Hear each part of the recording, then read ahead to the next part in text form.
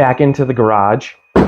Today we are going to be trying to set the suspension up a little bit and putting the wheels on so that we can spin this thing around, back it back into the garage, and start working on the quarter panel swap. Full disclosure, I did do a little bit of work on the car. I tried bleeding the brake lines.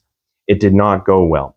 So you'll see as we're walking around, my handheld vacuum pump for bleeding the brake lines hanging off of the rear caliper in the back there. And you'll see a mess of that absorbent safety Zorb type stuff over here underneath the car, along with a ton of paper towels. We had some issues with the bleeding of the brakes. I may have had to redo a couple of the flares, and I stripped out the little distribution block from the Chase Bays kit. So we're waiting for that to come in. But other than that, I'd like to make a little bit of progress today. So that's what we're going to do. We might even be able to just start the car up and literally back it out and be careful and back it back in because we don't have any brakes. So that's what we're going to try to do. Anyway, let's get to it. Just to show you kind of what was going on here, this is the spill. It dripped out from underneath the car. I'm going to get my light. Hold on. Okay, this is better. I got my handheld light. You can see all the absorbent material and all my paper towels a little bit back there. It looks like it was still dripping. That's less than ideal. I'll have to take another look at that. The main issue is, and you can see my little Ziploc baggie situation here. The distribution block that you can't see leaked. It stripped all the paint out from the interior, so we're going to have to finish cleaning that up at some point. Oh, I hate doing brake lines, but it is what it is, so that's okay. As far as suspension goes, I believe that we never messed with the ride height on the front coilover, so that should be the same as it was on Shiba, only the spring preload has changed, and that's fine. So that's still tight, so that's fine. I'll check the other side real quick.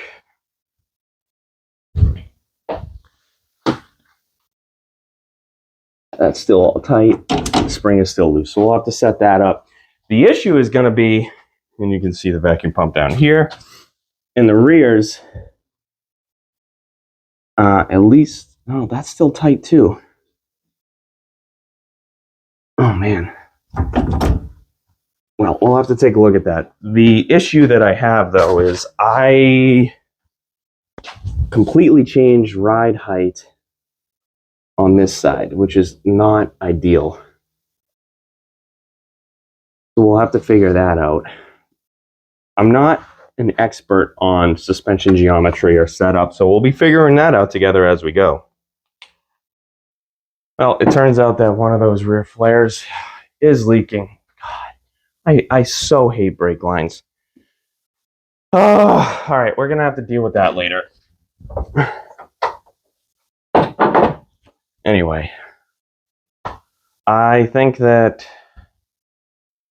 we should try removing these front. What is this bolt for? I don't know. We should try removing the front fenders, get them out of the way.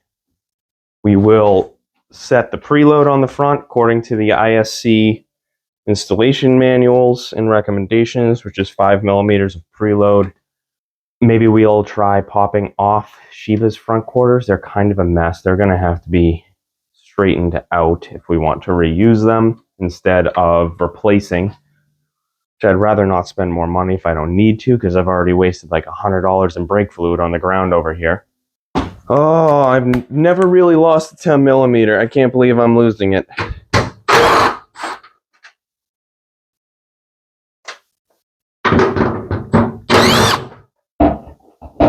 And one below. And I think there's actually one on the very bottom as well. Yep.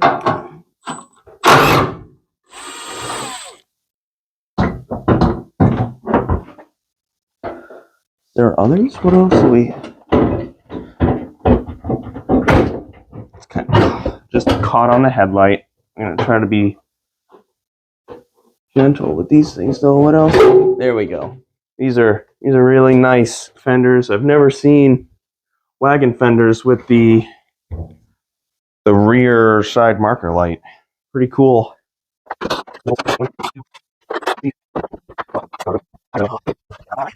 Much better. This guy should just come up and out.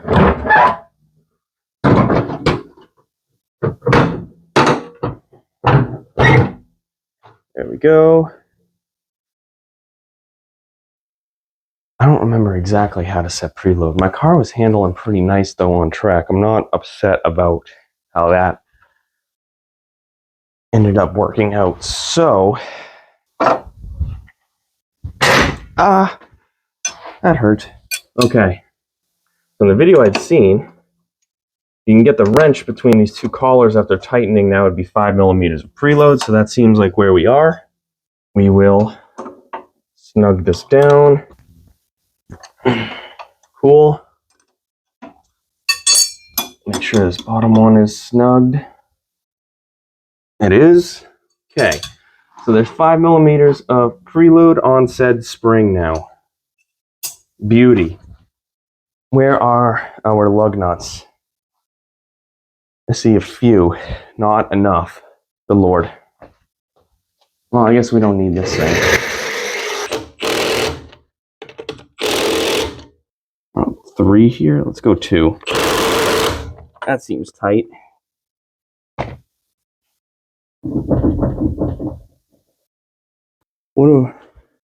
I don't really like that.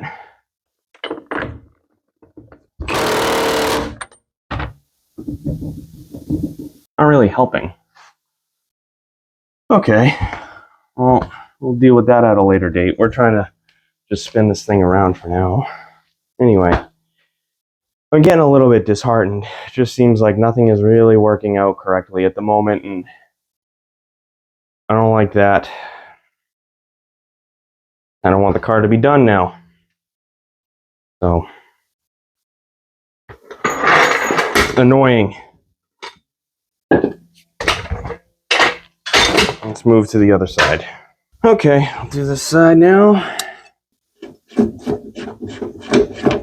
Okay, so now tighten this guy up.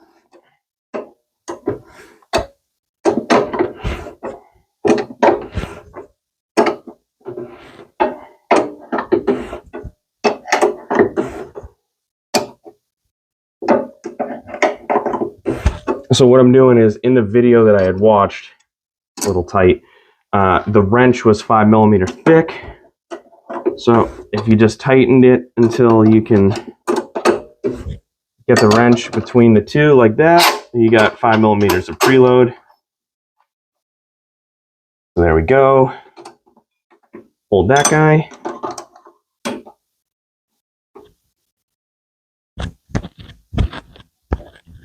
Snug that up, and boom.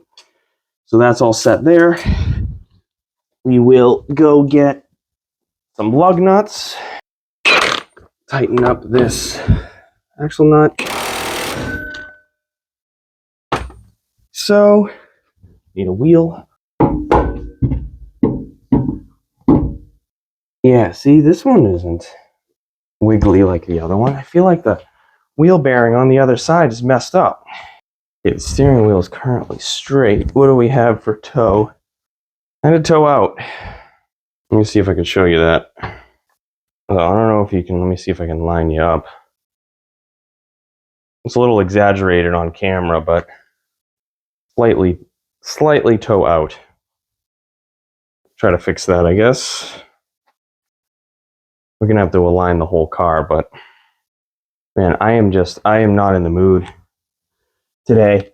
I'm so disheartened by things not going right at the moment. I haven't worked on the car really in a while, and it's just not working out. And start on this side. The camera's on this side. This side's worse anyway. Oh, it's not a 14. Yay. What's this? Also not a 14. Sweet. Not a 17. I have a feeling it's not even going to be freaking metric. See, it's just like, no. It's not a 12, so it's a 1/2 inch. Why? That's looking way better. Here we go. I'm going to check it. Yeah. Yeah, that's looking good. It's good enough to get the car in and out of the garage for sure. You know, just for S's and G's.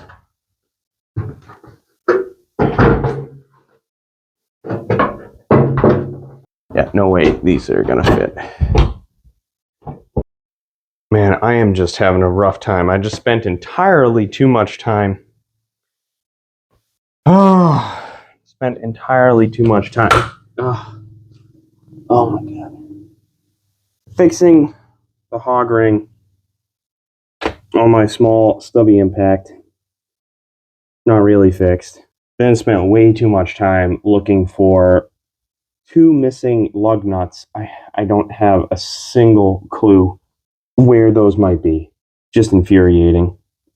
On top of that, I just now realized that this rear flare fitting for the brake line right behind here is also leaking. So that's just amazing.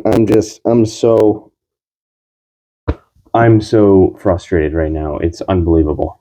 The good news side of things, if there is a good news side of things, is out of the 2 rear coilovers, this one, I don't think that I messed with ride height, which is nice, because I don't really want to adjust that right now. So we're going to do the preload thing again, and of course I forgot to bring over the wrenches, so I don't freaking get those. So we're still loosey-goosey. Tighten it up until there's nothing on it. Coolio. Snugged.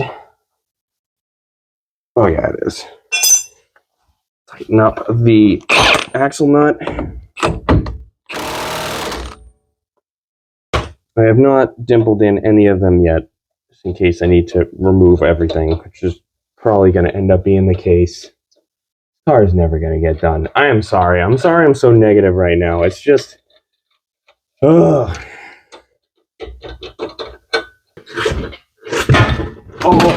Oh, and I smashed the camera.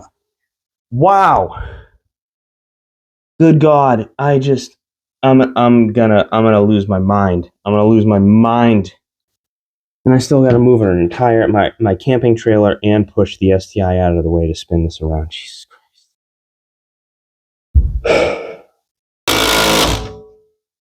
Okay. Cool. Move on to the last side.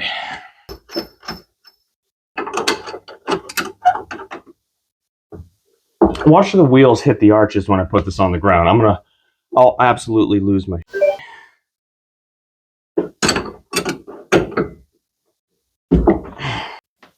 I don't know how I lost those lug nuts. That's unreal. Nice. Okay. Well, I'm going to move the stuff out of the way in the driveway, and then we'll go about trying to move this guy. Been a while since we've had an update inside the cabin. I finally got some initiative, and I printed a new part at work using our 3D scan data. I have already kind of redesigned it, just assuming that it would fit. We're going to see if it does fit. Upside down. That's why that's not fitting. Whoa. Okay, that fits really well. Can you see in there? Oh, that's nice. So I don't know if I'm going to flare it out like that. I think I'm just going to go straight down to match. I'm very excited about that. That fits really nicely too. This is printed in copper PLA on a Bamboo Lab X1 printer.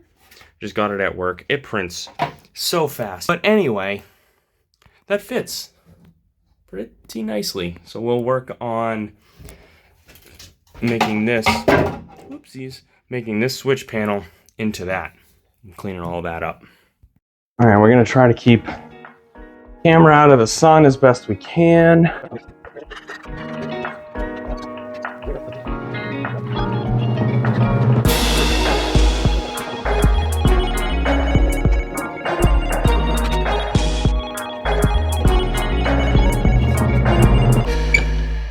Slowly let her down. Oh, geez. That was not slowly. Oh, Jesus. This is not, none of this is slowly. This jack is horrible. There's two settings. Not moving and dropping at the speed of gravity. Wow, this car has not been on the ground since January 1st, 2023. That's rather exciting. I hope I hit play. I did. Okay, we are recording. That would have been unfortunate. Wow, it is so much shorter when it's not on those gigantic jack stands. That is nuts. That is low. It's not as low as it's gonna be, but it's low. And Mallory said it went from an overland vehicle to a car in about 10 seconds, which is absolutely true. Very, very cool. Let me see if I can take you around the car real quick. We'll show you kind of. So it'll probably drop down like another ½ inch as the suspension settles, but obviously we have tons of room. Probably didn't even need to remove the front fenders, but gave us plenty of room. I'm glad we adjusted toe. That's actually pretty good. Maybe slightly toe in. This is slightly toe out. Not too bad. Got some good camber in the rear, not nearly enough in the front. That's always been an issue. I don't have any more adjustment for that, but not too bad. Let's get this thing started.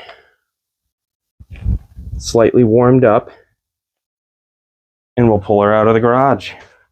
Wow. This is technically going to be the first drive, which is pretty nuts. I actually think I'm going to move the camera so you can see me pull out, because this is kind of big. I'm pretty excited about this. This is also first practice of getting in and out of the kind of the seat area. Wow. So this is about where I'm going to be sitting, huh? That's pretty freaking crazy. Wow. Wait for the O2 sensor to heat up. Put our steering wheel on. That was fun. Ooh, we're missing a bolt on the pedal box. Missing 2 bolts on the pedal box. Oh, geez. I want to fix that before we do much else. Let's try that again.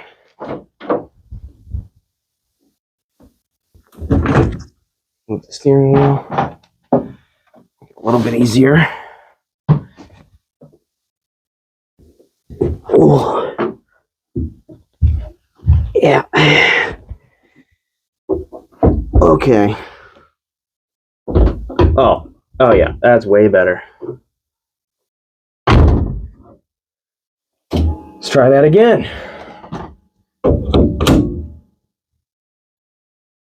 Primed and ready.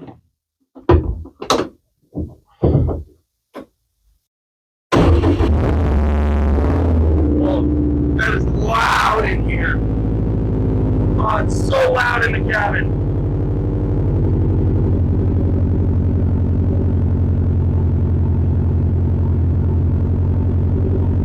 Woo!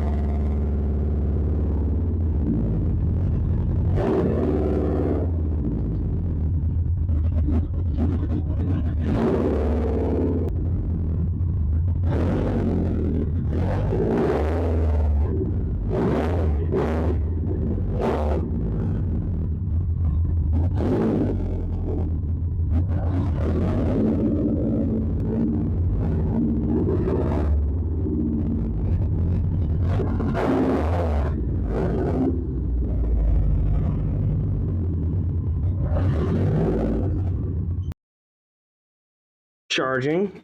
Dummy light is still wired backwards, I think, but the car is charging, so that's good. Ooh. Nice. Oh, did I not give myself enough room on this side now? Jeez. I know, Charles, it stinks in here. Oh man, I moved it over way too much. Oh. Well, technically that was the first drive, and that's as crappy of a start to this day with the car as it was. That was pretty dang cool, and I'm pretty excited and happy about that. Well, a couple things. First, transmission was just going right into reverse, which means that there's no lockout happening. Slightly concerning. I'm gonna have to look into that, because that means I could put it into R for race on track, and that would just not be ideal whatsoever. You have to finish the brakes, almost tapped that a couple times. E-brake works stellar, so that's nice.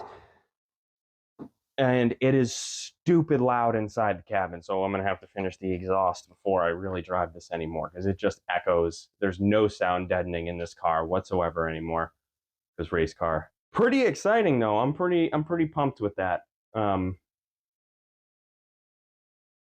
Yeah. Car ran great. I got some updated information from my tuner. I was doing a little bit of idle tuning, and the air fuel ratios were kind of all over the place. It just seemed like the car was lean everywhere. And I remembered back in the day when I was doing open source tuning on Shiba that the ID 1000 injectors from Injector Dynamics actually flowed closer to like 900-ish cc's per minute instead of 1,000. And I confirmed that with my tuner, and he told me to try 920 as a scaler for the injectors, which immediately turned everything around. I adjusted the wideband scaling in the Haltech software and kind of matched up with the gauge, and it seems like everything is running really well now. So the car is actually teaching itself the correct values for driving. I bet it learned a decent amount there through that little just in and out as well. So very exciting. I'm pretty pleased. And now we can kind of put it back on jack stands and start the whole quarter panel process, which is pretty awesome. Which is going to be the next biggest hurdle on the car. So that's where we'll leave it for now. Thank you very much, guys. I don't know if this is going to be the end of this video or just this clip, but we'll see you next time. I'm horrified to do this, honestly.